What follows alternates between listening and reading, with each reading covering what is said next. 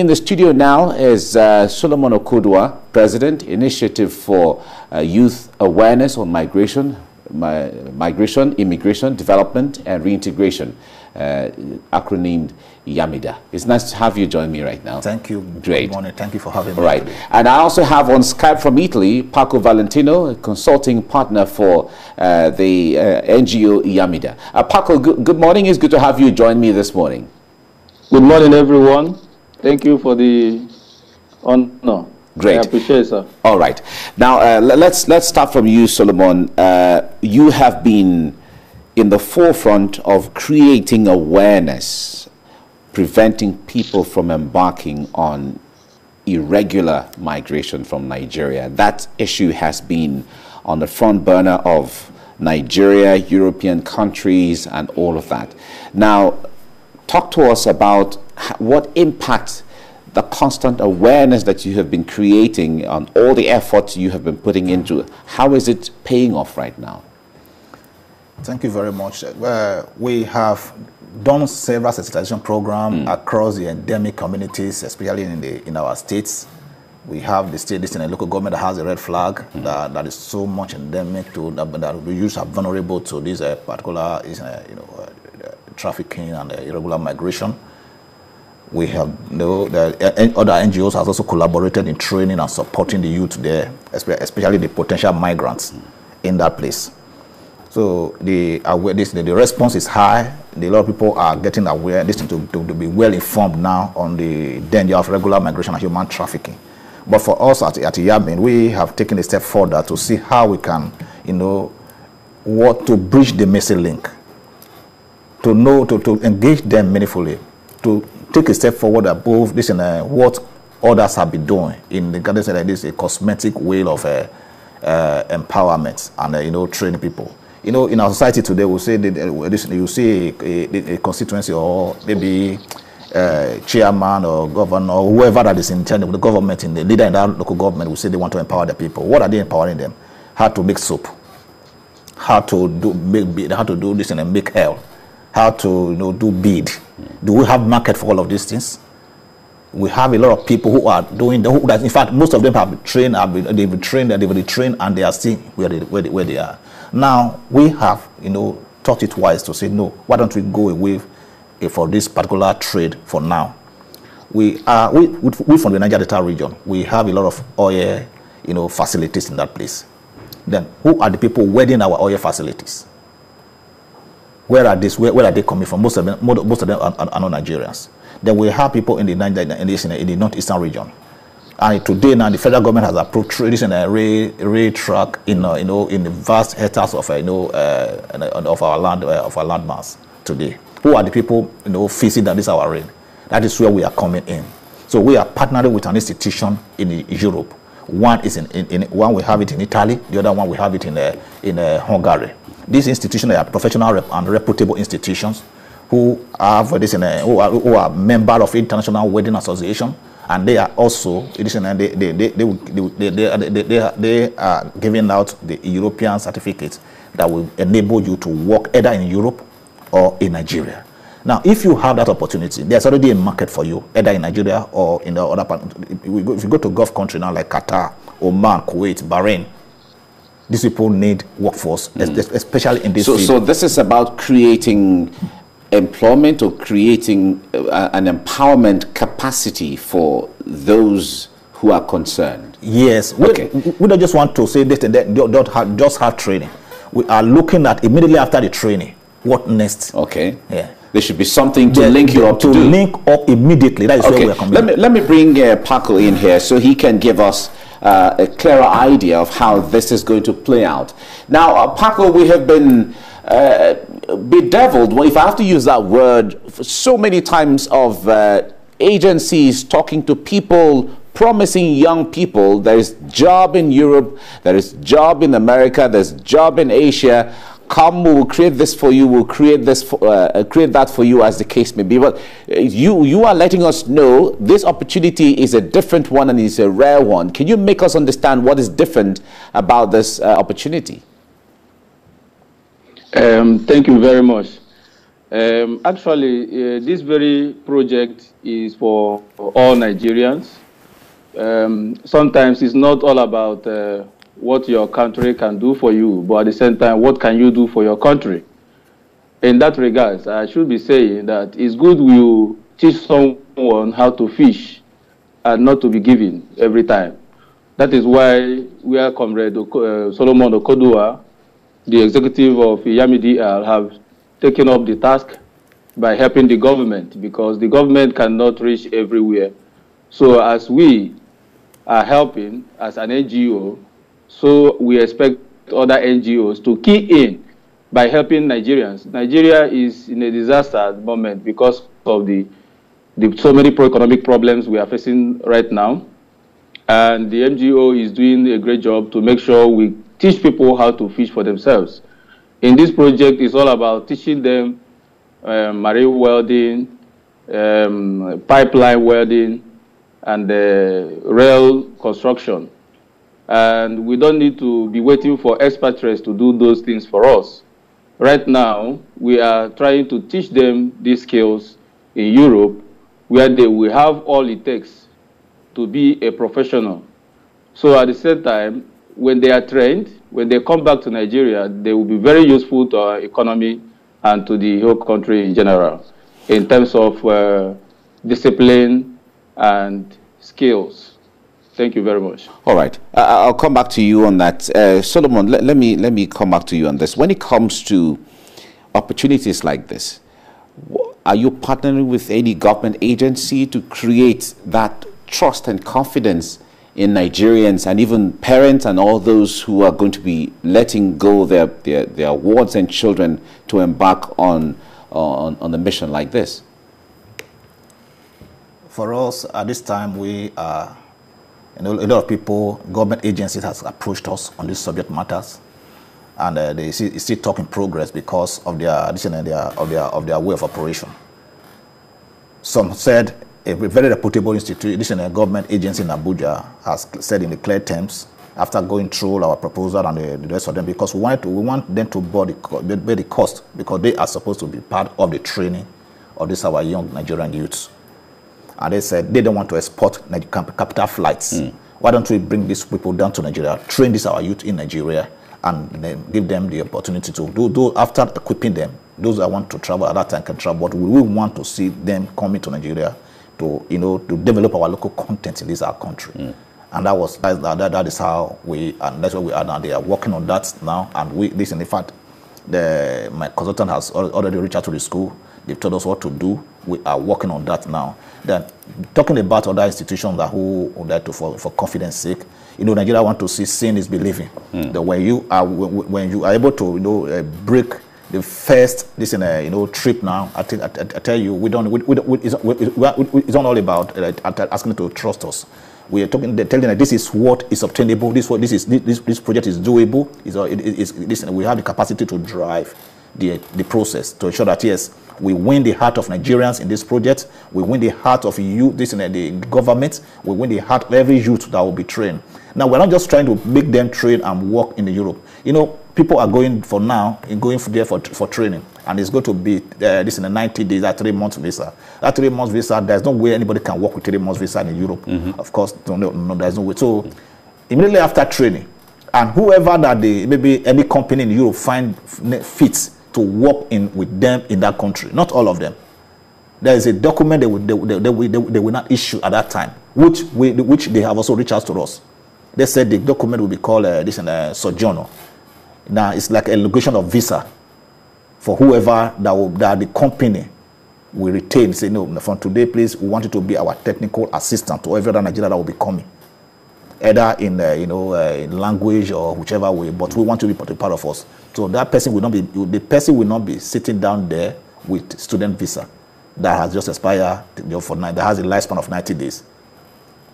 So these are the area we are also working on as working with our modalities. So everybody, whoever that is going for this trip in that place, you are going there, you are writing undertaking, and you are coming back to Nigeria. And you are coming back, we are helping you to look for a way to fit you into the sector that you were each and every one of them will be trained. But we don't guarantee them the Nigeria job opportunity. But for those who knows what they went there to do, definitely they will have an advantage of standing, they will get their feedback on the ground in Nigeria whenever they come. All right. Now, Paco, when it comes to a project like this, of course, it's going to be capital intensive. When you're talking about visas, you're talking about tickets, you're talking about, fees, and those who are going to be involved in the training. There's going to be payments here and there and all of that. How do you intend to go about the funding? Who is going to foot the bill, or who is going to be responsible for the funding of the projects for the people who will be involved? Actually, for the funding, it should be individually for those who deem fit for what they are coming to benefit. Because it is not easy at this point in time. But what we go for is to make sure we put end to illegal migration. And at the same time, once they show interest, they are really serious. The school is willing as well at the same time to give 200 to 500 people scholarship, you understand, in this case. So, but it has to be with interest and seriousness. So those who really study and bend down to study what they are here for will be the opportuned ones to achieve our objectives. Right. And at the same time, once they come back to Nigeria, they will be of very economic help to our country. Thank you very much. All right, Solomon, when we talk about this, the youths who have been involved in who they've returned from Europe one way or the other, and others who are looking for jobs. When you talk about them being responsible, footing the bills, a lot of them don't even have what it takes, and that's why they're even complaining. So how will they go about footing the bill here? This project is capital-intensive project, and it's also going to be of a very great economical value to Nigeria, or in fact, it's going to increase the Nigeria GDP in the long run. Now, these are the areas we discussed with the school recently, and they had a meeting, and they confirmed that yes, they are going to give scholarship. Because a lot of people will now ask, what will be the school contribution, since they are in sync with this our program? The school now said, I told the school, give Nigerian people scholarship. Now, if you're giving a scholarship now, they now say, okay, now, who will now pay for accommodation? Accommodation is what we are now driving now in Nigeria and feeding for these participants. The consumables, the accommodation, the feeding. Upkeep generally. Upkeep, and even visas. Within the 90 days. So that is where a lot of people are, interest. They show a lot of interest now. So if you have a place to stay in that place that the school recognizes, definitely the school will give you that opportunity. All right, so which schools are we talking about right now? We are talking about New Way Technology, Italy.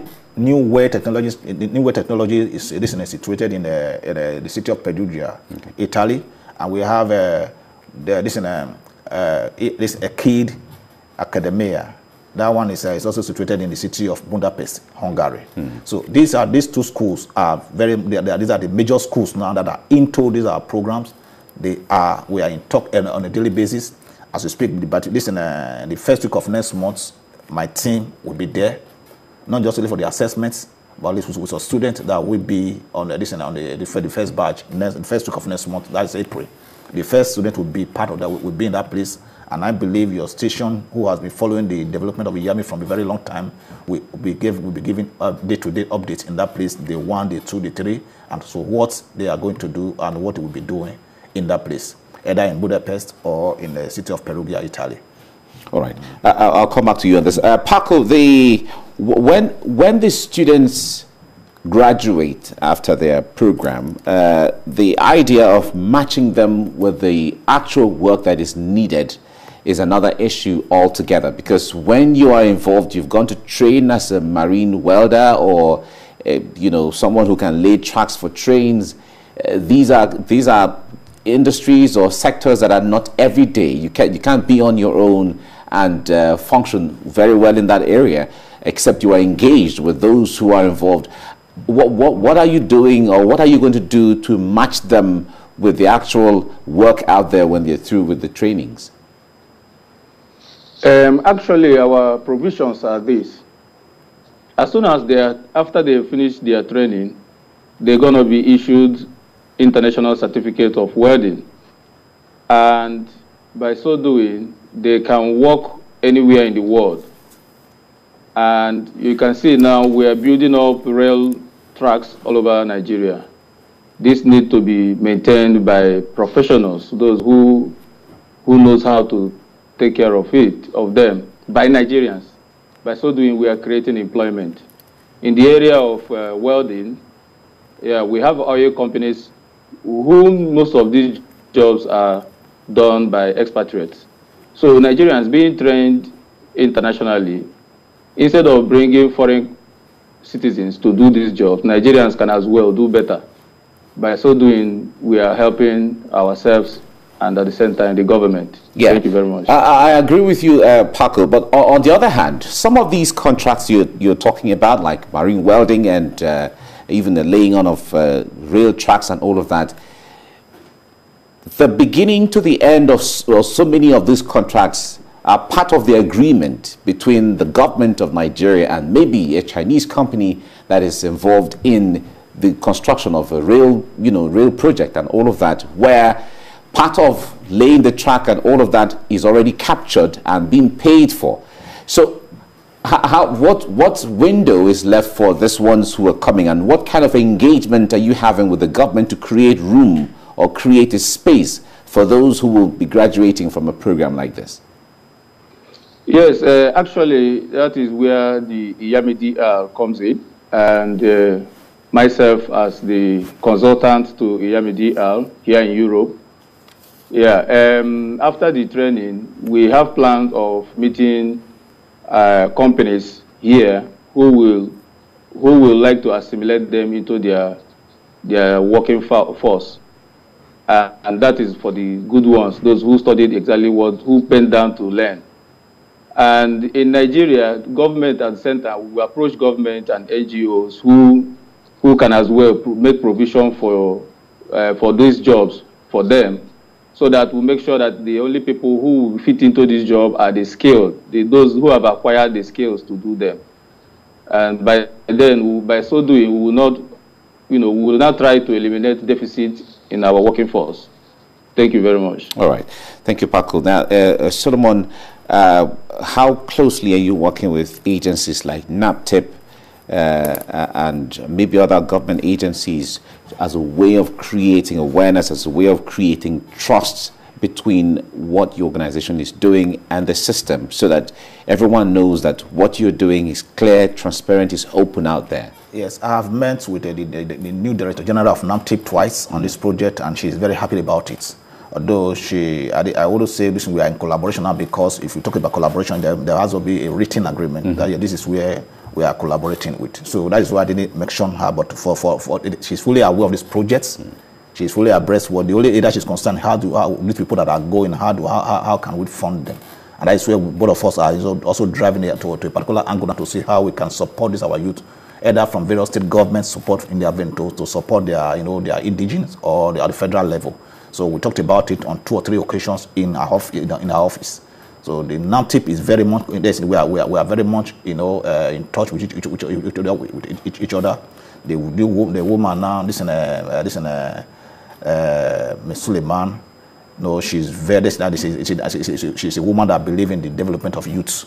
She wants to see just the way we are saying that yes, the migration this time must be driven by aspiration instead of desperation.